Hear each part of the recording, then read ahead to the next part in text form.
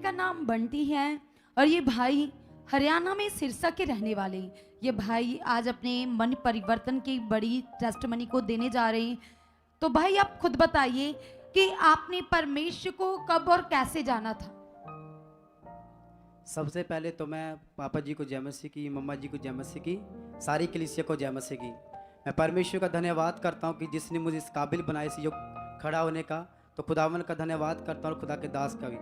और भाई आप हमें ये बताइए, आपने जैसे लिखवाया कि 2020 में आपने फर्स्ट टाइम आपके पास सुखपारायण अमनिस्टी की वीडियो पहुंची और आपने सुखपारायण अमनिस्टी के द्वारा परमेश्वर के चमत्कारों को जाना और सच्चाई को समझा कि परमेश्वर हैं और वे अपने लोगों को चंगा करते हैं। तो आपको समझ आई और उसके बाद आप धीरे धीरे बढ़ना शुरू हुए। और उससे पहले आपका जीवन में बहुत सारे नशे थे। कितना ज़्यादा आप नशा करते थे, कैसी लाइफ थी, ये सब कुछ बताइए आप। सिस्टर जी, जब मेरी एज 8 साल की थी तो गलत संगति में रहने के कारण मेरी लाइफ में नशा आया। पहले फर्स्ट टाइम तो मैंने बीड़ी का नशा किया। बीड़ी का नशा करते करते करते करते मेरी डोज बढ़ती गई। जैसे सिगरेट का नशा करना, ड्रिंक करना, और जैसे जैसे मेरी एज बढ़ती गई वैसे वैसे मेरी लाइफ में नशा भी बढ़ता गया। और इतना ज़्यादा नशा बढ़ गया था कि मुझे कोई होश नहीं रहती थी। जब मेरी एज 15 साल की हो गई थी तो इतना ज़्यादा नशा बढ़ गया था कि मैं एक दिन में एक बोतल शराब पी जाता था और 50-50 बीड़ी पी जाता था, सिगरेट पी जाता था, तम्बाकू खाता था, जैसे भांग गांजा, कोई नशा नहीं छोड़ा, मेडिकल नशा भी। तो आपने बताया कि आपकी हालत ऐसी हो जाती थी, गलियों बाजारों में पड़े रहते थे। इतने ज़्यादा कलीसिया ये भाई ड्रिंक के आदी हो चुके थे कि इनको इतना भी समझ नहीं आता था। पूरी तरह से शैतान ने बुद्धि को बंद किया था कि अपने माता पिता के ऊपर हाथ उठा देते थे, गाली गलौज करते थे और बताते कि इनके जो मोहल्ले के लोग हैं वो इन्हें उठाकर घर लेकर आते थे। तो ऐसा ही था जीवन आपका? हाँ जी सिस्टर, जब मैं ड्रिंक कर कर गिर जाता था तो कोई होश नहीं रहता था। एक टाइम ऐसा आया कि मेरी मम्मी पापा ने मुझको छोड़ दिया। एक दिन क्या हुआ कि जब मैं नशा कर कर गलियों में गिर गया तो जैसे स्पीकरों में आवाज़ आई कि आपका बेटा यहाँ पर गिरा, उठा कर ले जाओ। और सब गांव वाले ने सुना कि ये लड़का तो ऐसा नहीं था, ये ऐसा कैसे हो गया भी, इतना गंदा जीवन इसका। तो मेरी कोई वैल्यू नहीं रही थी गाँव में और गाँव वालों ने मुझसे बाहर निकाल दिया। ऐसा टाइम आया कि मेरे 2 ब्रदर हैं, मेरे ब्रदर ने भी बोला था कि मम्मी इस भाई का नाम राशन कार्ड से भी निकाल दो, आज के बाद ये भाई मर गया। तो मेरी फैमिली ने भी घर से निकाल दिया। तो मैं जब मेरी फैमिली निकाल दिया तो खेत में जैसे पालक मूली वगैरह ये खा खा कर गुजारा करता था, पेट भरता था। तो कलीसिया भाई के जीवन को ध्यान से सुनिए, वो रो भी रहे हैं अपने जीवन के बारे में बताकर।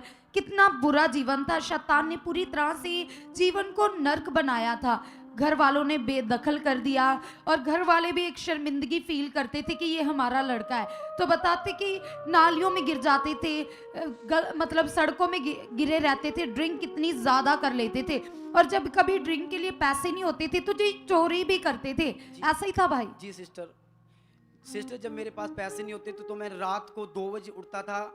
जैसे लोग घरों में धान रखते हैं तो दीवार कूद कर धान चोरी कर कर लाता था, नशे करता था। एक टाइम फिर ऐसा आया कि गांव वालों ने मेरे को मारा भी था और मतलब कि इतनी ज़्यादा हालत ख़राब हो गई थी कि मेरे परिवार ने कहा कि तुमने घर में नहीं रहना।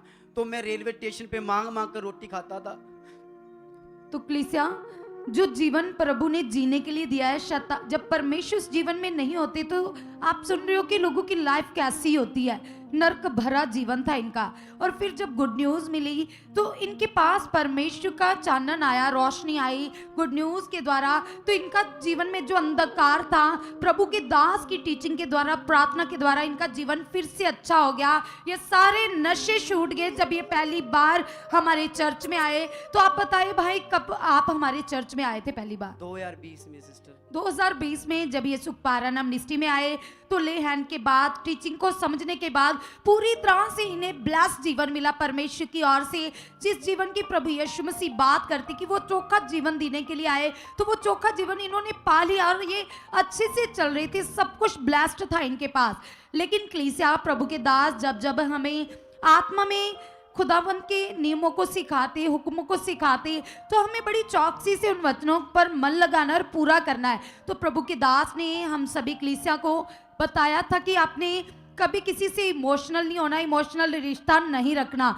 तो इस भाई के जीवन में बताते कि ये इन्होंने ऐसा ही किया जैसे प्रभु के दास के मुख से आया कि आपने किसी से ज्यादा दोस्ती नहीं बनानी, अटैचमेंट नहीं होना। तो ये बताते कि इन्होंने चर्च में दोस्ती बनानी लोगों से शुरू कर दी। तो इसके बीच में शैतान को मौका लगा फिर से इनके जीवन में अटैक करने का।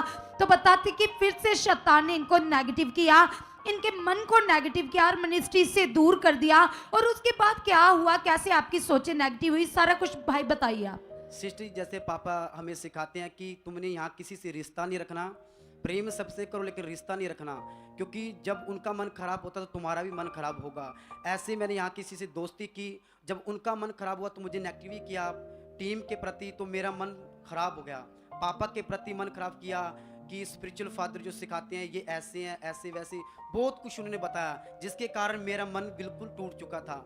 जब फिर मैं इस मिनिस्ट्री को धीरे धीरे छोड़ गया, तब जब मैं इस मिनिस्ट्री को छोड़ गया तो इतना ज़्यादा बुद्धि बंद हो गई थी कि मैं कभी मेरे माइंड में नहीं आया कि मैं कहाँ चुना गया हूँ। मैंने कहा कि मैं सुखपार मिनिस्ट्री में कभी नहीं जाऊँगा, मैं दूसरी मिनिस्ट्रियों में चले जाऊँगा लेकिन सुखपार मिनिस्ट्री में नहीं जाऊँगा। ऐसा मेरा बुद्धि हो गई थी, ऐसा मन हो गया। लेकिन ऐसे करते करते फिर वही नशा मेरी लाइफ में फिर से आ गया।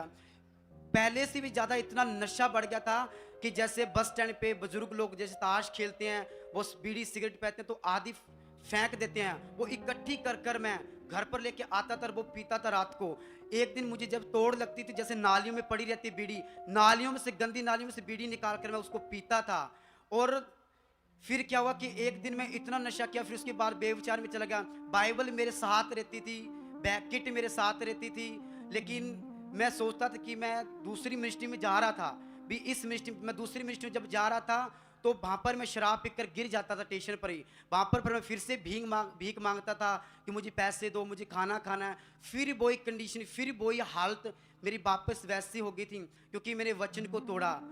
तो जैसे कि फिर मेरी वो हालत हुई तो फिर क्या हुआ, जब मेरी वैसे हालत हुई तो फिर क्या हुआ कि फिर मेरे मन में कभी आया ही नहीं कि मैं कहाँ चुना गया हूँ, कहाँ से मैं उठाया गया हूँ। मैंने उसके उपकारों को, परमेश्वर जो मेरे जीवन में कि मैं भूल चुका था। और फिर मैंने ना, मेरे साथ बाइबल तो मेरे किट में रहती थी, तो मैं जब ड्रिंक करता था, जाकर ड्रिंक कर कर मैं क्या करता, लोगों को बोलता था कि भाई सुनो, तुम नशे छोड़ दो। खुद ड्रिंक करता था, ड्रिंक कर लोगों को बताता था कि तुम पाप छोड़ दो, स्वर्ग का मालिक एक है, वो है यीशु, उसने तुम्हारे पापा को उठाया है, वो जिंदा खुदा है। अगर तुम लोगों ने जीवन पाना है तो तुम सुखपार मिनिस्ट्री में चलकर देखो, तुम्हारा जीवन बचेगा। लेकिन मैं खुद कहता था क्या सुखपार मिनिस्ट्री, कुछ नहीं है वहाँ, कोई सुखपारा मिनिस्ट्री में काम नहीं होते, वो तो छोटी मोटी मिनिस्ट्री है।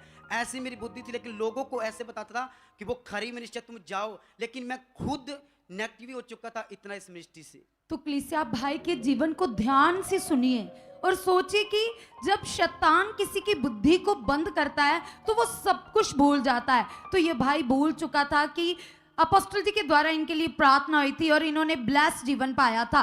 तो फिर से वही हालात, बल्कि उससे भी बदतर हालात, खतरनाक सीरियस हालात इनके जीवन में आ चुके थे और फिर से नर्क जैसा जीवन बन चुका था।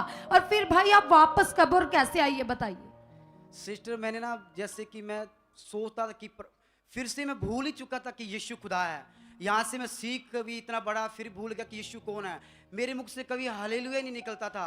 मैं सोचता था कि परमेश्वर तू कौन है, प्रभु तू मार्ग बता कि कौन है परमेश्वर। मैं भूल चुका था यीशु को। आप ये बताइए आप यहाँ पर वापस कब और कैसे आए। सिस्टर, कुछ समय पहले पापा 11 महीने 10 तारीख को सिरसा ब्रांच में गए थे, तो वहाँ पर परमेश्वर का आत्मा मुझे भी लेकर आया था। तो मैं वहाँ पर भी ड्रिंक करके आया था, नशा करके आया था। तो वहाँ पर जब आया था तो मैं ना पीछे पीछे हट रहा था, सोच रहा था खुदा का दास मुझे डांटेंगे। तो जब मैं आगे गया तो खुदा के दास के मुख से वर्ड आया कि बच्चे तू मरने वाले काम मत कर, खुदा में अच्छे से चल, तेरे लिए बेस्ट रखा है। तो जैसे मैंने वहाँ पर घुटने टेक के पश्चाताप किया, खुदा के दास के द्वारा जब प्रार्थना हुई, तो जैसे प्रार्थना हुई मेरा मन बदला।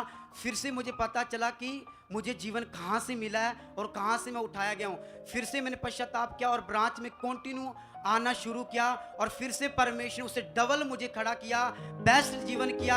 आज मैं पवित्र लाइफ जी रहा हूँ यीशु नाम से। कोई नशा नहीं कर रहे, कोई ड्रिंक नहीं कर रहे, पूरी तरह से सारे नशे भाई की लाइफ से जा चुके। तो सब जन इस लाइफ चेंजिंग टेस्टिमनी के लिए जबरदस्त तालियां बजाते हुए धन्यवाद करेंगे परमेश्वर का और खुदा के दास का, जिनकी प्रार्थनाओं के द्वारा परमेश्वर बड़े बड़े मासूजों को करता है, बड़े बड़े कामों को करता है। इसका एक और प्रैक्टिकल है, आप वो भी बताइए ब्रदर। आपने जैसे बताया कि आप उसके बाद प्रभु में चल रहे थे और आज सब कुछ अच्छा हो गया, आपकी शादी भी हो गई और उसके बाद जो प्रेयर पिलर आती है और आपने उसको फॉलो करना शुरू किया, हर रोज़ अपने घर पर प्रेयर पिलर करते थे। और इन्होंने बताया कि ये उन प्रार्थनाओं को रिसीव करते थे जो प्रार्थनाएं प्रभु के दास लगातार चर्च में कलीसियाओं के लिए करते हैं, तो आप उन प्रार्थनाओं को रिसीव कर रहे थे, बहुत सारी ब्लेसिंग आपकी लाइफ में आ चुकी थी। और उसके बाद फिर से शैतान ने कैसे आपके जीवन में अटैक किया, ये बताइए। सिस्टर, मैं ना खेत में काम कर रहा था, तो काम करते करते ना मुझे सांप को काट लिया था सांप ने। जब सांप ने मेरे को काट लिया था तो क्या हुआ कि मेरे घर वाले ना मुझे उठाकर उस जैसे जोगी होते हैं वो मनी मुनी वगैरह लगाते हैं जहर निकालने के लिए, तो मेरे को उठाकर जोगी के पास लेकर चले गए थे। तो जोगी ने सब कुछ अपना उपाय किया जो उसके पास था, मनी वगैरह सब कुछ लगाई। जब सब कुछ उसने कर लिया तो उस जोगी ने बोला कि इसके अंदर जहर फैल गया है, अब मेरे हाथ खड़े हैं, मैं कुछ नहीं कर सकता, अब तुम भी करो जो कुछ करना है। फिर मेरे घर वाले उठाकर हॉस्पिटल में लेकर गए और जैसे हॉस्पिटल में लेकर गए तो डॉक्टर ने बोला कि इसको जहर का टीका लगाना पड़ेगा क्योंकि जहर को जहर काटता है। तो डॉक्टर ने मेरी फैमिली को बोला कि जहर को टीका लगाना पड़ेगा, आपको मंजूर है कि सहन करने पड़ेंगे आपको, कि अगर मर गया तो ही आपका, अगर नहीं मरा तो ही आपका है। मेरे घर वालों ने सहन कर दिया था कि अगर बचा तब भी हमारा, नहीं बचा तब भी हमारा। तो डॉक्टर ने मुझको जहर का टीका लगा दिया था और जैसे जहर का टीका लगाया मेरे सांस बंद हो गए थे, आंखें बंद हो गई थी, मतलब डेड हो गया था। जैसे वहां पर सब जैसे आपने बताया, क्योंकि आपके जो परिवार वाले, आप तो उस समय बेहोशी में थे, आपको तो आप अनकॉन्शियस थे, बेहोशी में थे, तो जो इनके घर वाले कलीसिया वो विश्वासी नहीं है, केवल जो इनकी वाइफ है वो ही विश्वासी है। तो इन्होंने बताया कि ट्रीटमेंट चल रहा था, बेस्ट से बेस्ट ट्रीटमेंट दिया जा रहा था, इलाज चल रहा था, लेकिन भाई की बॉडी पूरी तरह से नीली हो चुकी थी, सांसें भी धीमी धीमी आ रही थी, कंडीशन इतनी ज़्यादा बैड थी कि कोई बचने के चांसेस नहीं थे। लेकिन बताती कि जैसे इनकी वाइफ जो सुखपारा मिनिस्ट्री के साथ बहुत ही वफादार हैं और ये भाई भी वफादार थे, और इनकी वाइफ ने वहाँ ही घुटने टेके और अंगीकार करना शुरू कर दिया कि प्रभु जो तेरे दास प्रार्थनाएं कर रहे हैं, उन प्रार्थनाओं के द्वारा मेरे पति की लाइफ में बड़ा रिजल्ट आ चुका है। तो जैसे इनकी वाइफ ने उन प्रार्थनाओं को, उस ग्रेस को रिसीव करना शुरू किया, तो कलीसिया बताते कि उसी ग्रेस ने इस भाई की लाइफ में काम किया।